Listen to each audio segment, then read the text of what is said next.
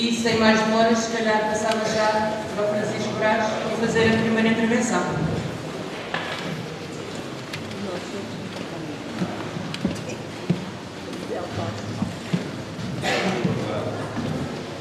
Para além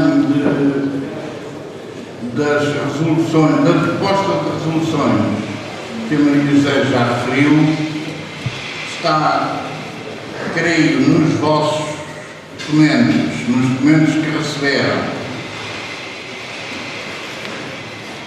Eu não chamaria um projeto porque é já uma petição que diz contra o empobrecimento dos direitos não às 40 horas,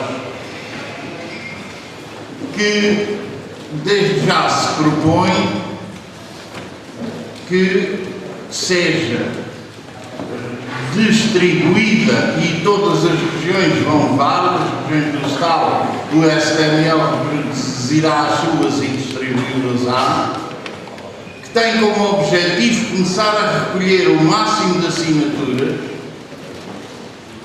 São obrigatórias 4.000 assinaturas com número de BI que se propõem terminem no dia 19 de outubro, de forma a que nós possamos já fazer um pedido de audiência à Sra. Presidente da Assembleia da República. O objetivo é a suspensão, a discussão desta lei das 40 horas. Naturalmente, sendo precisas 4.000, se tivermos 40.000 tem outro peso. Quer dizer que é obrigatório que em cada local de trabalho, em cada sítio, em cada serviço, sejam, digamos, recolhidas assinaturas dos trabalhadores. Está também um documento que diz esclarecer, resistir, lutar para mudar, que é um balanço ainda em trabalho, um balanço, portanto, provisório de todas as malfeitorias que este Governo tem produzido. Ou seja, ponto a ponto, todas as que tem produzido. Eu espero que estejam cá todas, mas exatamente por isso. Este documento ainda é um documento basicamente técnico, já alguma coisa trabalhado e que irá dar origem, na nossa óptica, a um comunicado conjunto do Estado e do Sindicato do Município, mas porque ainda era um documento que o próprio Sindicato do Município não olhou para ele, terá acrescentos não muitos e teremos que fazer ainda aqui alguns cortes depois para poder dar um comunicado em A3, não é? Mas exatamente por isso, mas pela urgência em também dar a todos os ativistas, a todos os delegados, um meio de trabalho que é importante, não é? Ou seja, estão aqui as questões, as malfeitorias do Governo e os seus efeitos, não é? E portanto pareceu-nos que era de toda a utilidade distribuí-lo nestes trabalhos para a ajuda que nós tivéssemos, fosse necessário. Ora bem, nós assistimos neste momento, que é um momento especial. Nós estamos já em plena campanha eleitoral para as autárquicas. As autarquias sendo essenciais a toda a população portuguesa, com especial ênfase aos trabalhadores, tem para nós uma situação especial. É o nosso local de trabalho, é às autarquias e às populações que elas servem, com quem elas interagem, que nós temos dado o nosso esforço e queremos continuar a dar, e portanto tem para nós uma característica especial.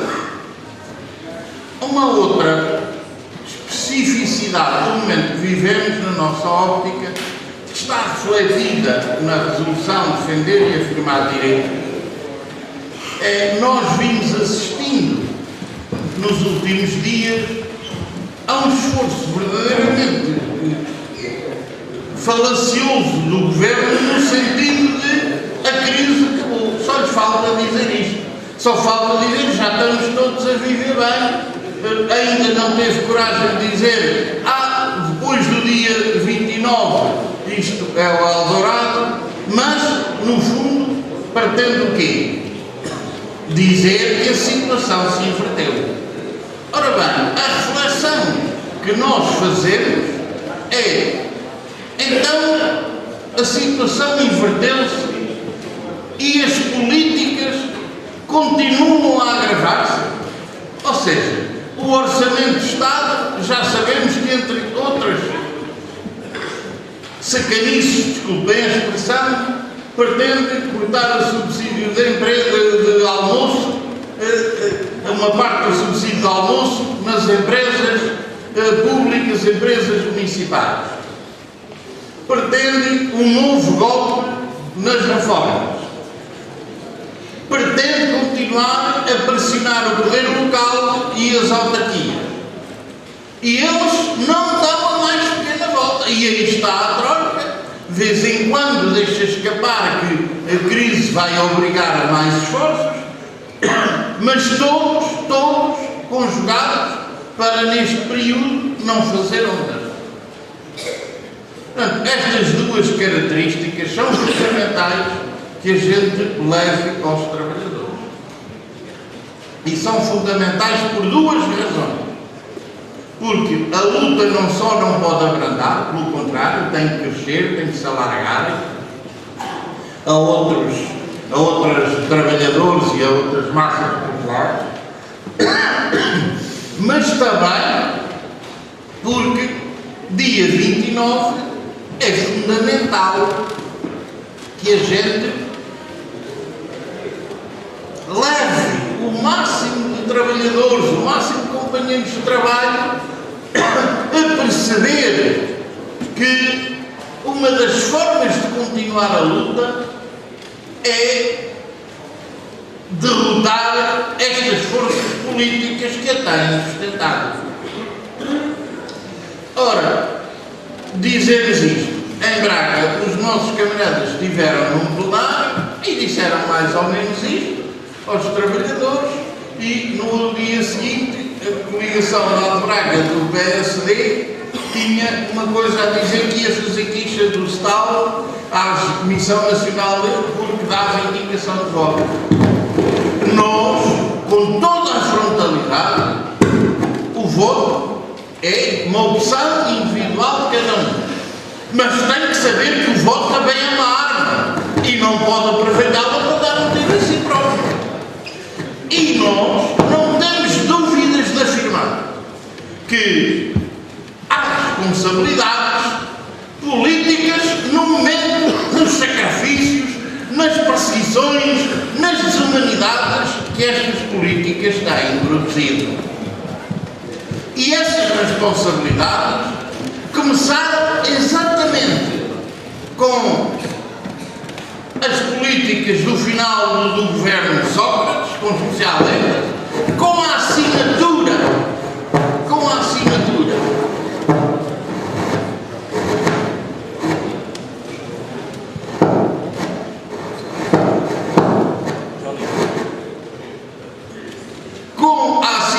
do chamado protocolo com a Troika,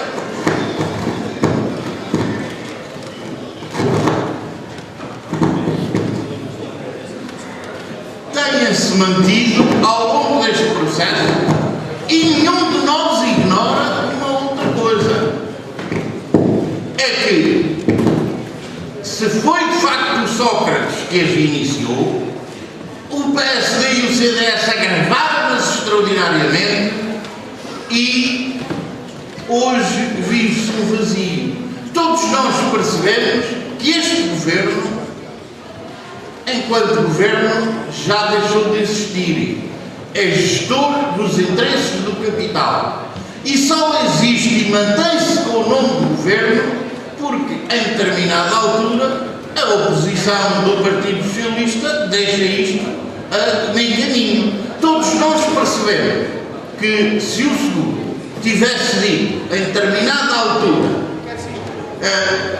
este governo tem que cair, quando ele já em 2 períodos diferentes esteve aí a abanar, nós já tínhamos outras soluções. E, portanto, esta questão do voto, que não é menos importante, não podemos deixar de assumir que quem dá corpo a estas políticas tem que ser muito penalizado, que o voto tem que ser consciente, que o voto é uma arma que pode ajudar a mudança da política. Mas não ficamos por aqui, porque, naturalmente, que cada um depois, em sua consciência, haja e empurre na direção que considere certa. Nós relembramos que não podemos continuar, e esta é uma afirmação que tem que ser forte, com a política americana. Hoje é o Carter, amanhã é o Barack Obama, hoje é o não sei quantos, mas são sempre os mesmos, não é? É sempre os mesmos. Ou seja, nós não podemos continuar com governos deste tipo. É a exigência de um governo forte, de esquerda, que respeite o trabalho, que respeite a humanidade, que respeite as pessoas deste país, tem que refletir-se naturalmente na nossa ação, na nossa exigência e no futuro. E isto porque nós afirmamos, a CGTP afirmou, apresentou medidas económicas, medidas de gestão, medidas governativas, e nós não assistimos nem a nenhum técnico, nem a nenhum político, nem a nenhum destes fazedores de opinião pagos a peso de ouro a dizer que as medidas da CGTP eram realistas ou que eram demagógicas. Portanto, eram boas medidas económicas. Só que essas medidas económicas não interessavam ao grande capital que quer o retrocesso social, político do nosso país. E esta é a questão de fundo. E, portanto, nós percebemos que só um governo largo, de esquerda, empenhado, forte e decidido porá em marcha políticas destas. E isso tem que refletir-se na nossa luta, na nossa percepção das coisas. Nós não andamos aqui atrás das pequenas medidas, andamos cada vez mais com a percepção de que as mudanças têm que ser de fundo. E eu, que não queria prolongar muito, gostaria de deixar 2 desafios. O primeiro é que nós temos este documento que eu já referi, das medidas do retrocesso social. Repito, temos este documento. Se alguém encontrar uma medida deste governo que tenha sido favorável aos trabalhadores, que a traga para a gente dizer, olha aqui. Este é um desafio. Vocês têm aqui 4 páginas comprimidas do conjunto de malvadezas que este governo tem realizado. E agora pensem qual é que ele fez que fosse favorável aos trabalhadores. Mas deixava um segundo desafio.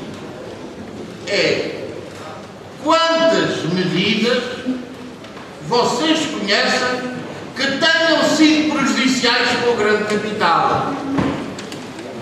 Vejam se é possível fazer uma lista de medidas deste governo prejudiciais para o grande capital e vejam se há alguma.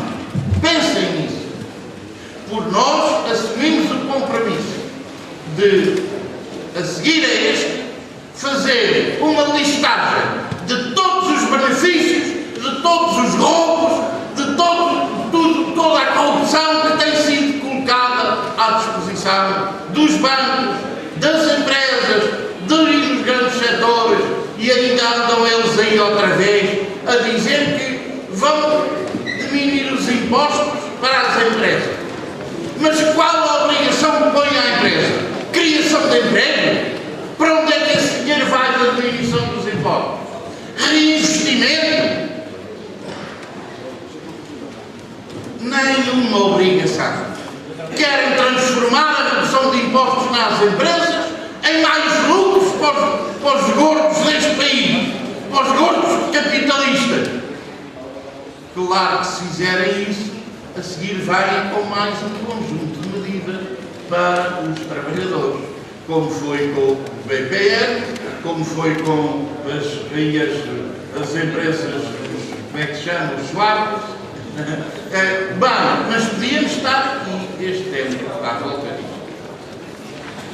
Mas, para terminar mesmo, relembrar que, funcionando num conjunto de sindicatos na área da administração pública na frente do mundo, nós, para além de ações que aqui estão, haverá um conjunto delas, de outras, entre as quais a Frente Comum realizará uma vigília de hora e meia frente ao Ministério no dia 30, tendo a ver com as horas, e portanto quem for daqui de Lisboa e que tenha essa possibilidade, está feito o desafio para estar presente. Desculpa, para além das medidas que aqui estão na resolução, no dia 30 a Frente Comum realizará uma vigília entre as 19 e as 20 e 30, creio que é isso. Junto ao Ministério das Finanças. Portanto, não se está a pensar, em termos do Estado, de vir alguém de Bragança para esta vigília de hora e meia, mas quem estiver aqui na Corda da Grande Lisboa, Setúbal, tem um desafio para fazermos ali uma boa vigília simbólica que tem como objetivo dizer: continuaremos a luta pelas 35 horas para além de tudo e todos, de todas as leis e todas as malfeitorias. É um direito conquistado, é uma das principais conquistas dos trabalhadores, que vem desde os primórdios de Chicago, em que os trabalhadores querem afirmar a sua qualidade de ser social, de gente com direito a uma vida social, de gente a participar na sociedade. E a ideia de que o trabalho tem que ser redistribuído.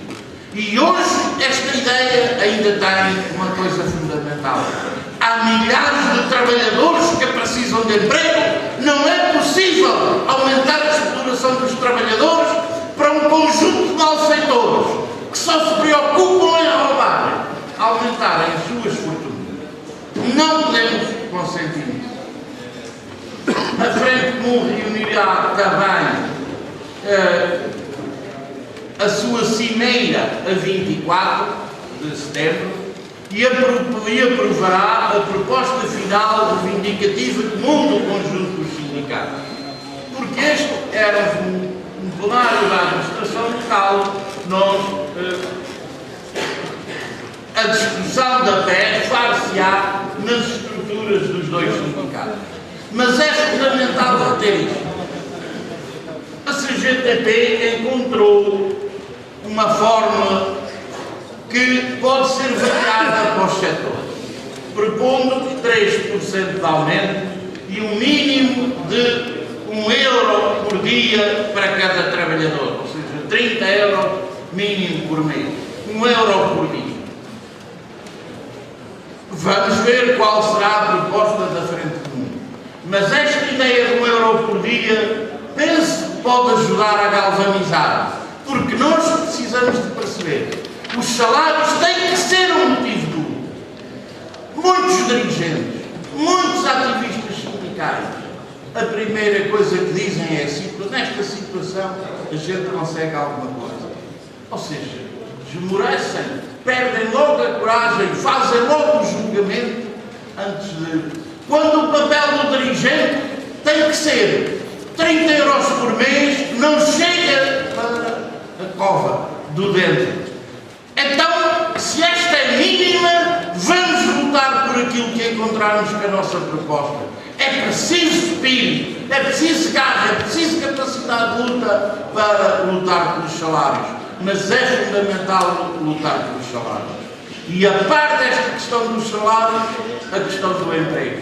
Camaradas, a luta pelo emprego tem que atravessar todo o nosso trabalho. Realização de plenários nos locais de trabalho, reunião com os trabalhadores, reuniões com as câmaras, mesmo as que vão sair, reuniões com os candidatos. Em vários sítios do nosso setor fizeram-se manifestos. Penso que o Sindicato do Município tem tomado posição também sobre isso. É fundamental exigir compromisso de quem quer ser eleito. É fundamental que a gente seja capaz de perceber que não somos gente de segunda, que não somos contrapesos, que somos o motivo deste país e desta sociedade, que são os trabalhadores que movem a vida, que são os trabalhadores que, se forem capazes de lutar, de se organizar, podem levar esta bola para a frente. E este é o nosso grande desafio, Fernando. Bom trabalho.